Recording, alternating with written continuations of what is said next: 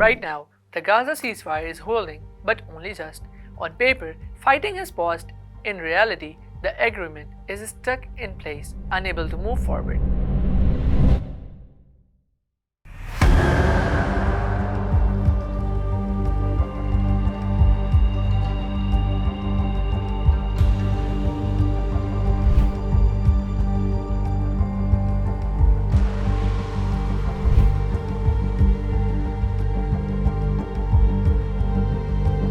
The tension became clearer this week as Israeli Prime Minister Benjamin Netanyahu wrapped up a visit to Washington. Standing beside him, US President Donald Trump praised Israel's conduct, calling Netanyahu a hero and saying Israel had fully complied with the ceasefire plan. He's a wartime prime minister who's a hero. How do you not give a pardon? I think it's a very hard thing not to do it. I spoke to the president, and he tells me it's on its way. Can't do better than that, right?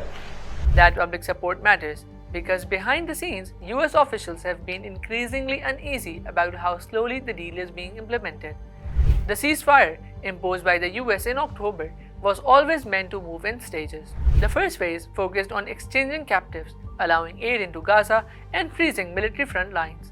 Once those conditions were met, Gaza was supposed to move into a second phase dealing with post-war governance, security arrangements, and long-term political talks. That transition has not happened. Aid is still entering Gaza in limited quantities. Israel says Phase 2 cannot begin until Hamas hands over the body of the last remaining captive. Netanyahu has also added a new demand that Hamas must disarm before Israeli forces withdraw. As far as the second question is concerned, a new government in Gaza is possible if you disarm Hamas, because no one's going to come in there if Hamas stays armed, and they'll put a bullet right through the back of their head, anyone of any potential new government. So the answer to your question is, if we disarm Hamas, whether with an international force or by any other means, yes, I see a different future for Gaza. Trump endorsed that demand during the Washington visit. Hamas has rejected it outright, saying weapons are an internal Palestinian issue and not something Israel can impose. That rejection has left the ceasefire suspended in a holding pattern. Well, we talked about Hamas and we talked about disarmament, and they're going to be given a very short period of time to disarm. If they don't disarm, as they agreed to do, they agreed to it, and then they'll be held to pay for them.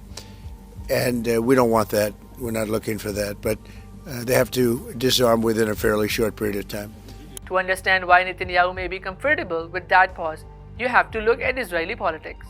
Netanyahu leads the most right-wing coalition Israel has ever had. Many of his key allies oppose the ceasefire altogether. Ministers like Itamar Ben-Gvir and Bezalel Smotrich have called for Gaza to be occupied and have protested the release of Palestinian prisoners. Even Israel's defense minister has suggested Israeli forces should remain in Gaza long term. אנחנו נמצאים בתוך עזה עמוק ולעולם לא נצא מכל עזה, לא יהיה דבר כזה. אנחנו נמצאים שם כדי להגן, כדי למנוע את מה שקרה. Comments that were later softened under pressure from Washington. For Netanyahu, moving forward with Phase 2 risks angering the hardliners who keep his government alive. There is also the issue of control on the guard. Phase 2 would almost certainly involve an international security force in Gaza. That would limit Israel's military freedom. It would make it harder for Israeli forces to re-enter Gaza, conduct strikes, or act unilaterally. Since agreeing to halt fighting, Israeli forces have still killed hundreds of people in the enclave.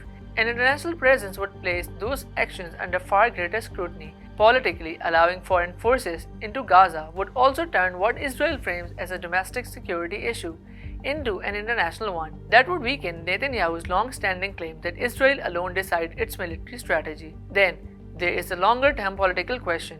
The ceasefire framework talks about a political future for Gaza and path forward towards coexistence. While it avoids explicitly mentioning a two-state solution, it opens the door to discussions Netanyahu has spent years trying to shut down. He has repeatedly rejected Palestinian statehood and has backed settlement expansion that makes such a state increasingly impossible. Advancing to Phase 2 risks renewed international pressure on that front. Finally, there is Netanyahu himself. He is facing a corruption trial, public anger over failures surrounding the October 7 attacks, and the looming fight over military conscription for ultra-religious Israelis. All of this is unfolding in a politically sensitive period. A return to war, whether in Gaza or elsewhere, could delay accountability and allow Netanyahu to once again frame himself as a wartime leader. Conflict has often helped him rally support and mute criticism. So where does that leave the ceasefire? For now, it survives in name but not in spirit. The first phase continues, but the second phase remains blocked by conditions, political calculations, and mistrust. Whether the ceasefire holds will depend less on diplomatic language and more on whether leaders see peace as serving their interest. At the moment, keeping Gaza in limbo may be more useful to Netanyahu than ending the war. For more such explainers, subscribe to DawnNews English.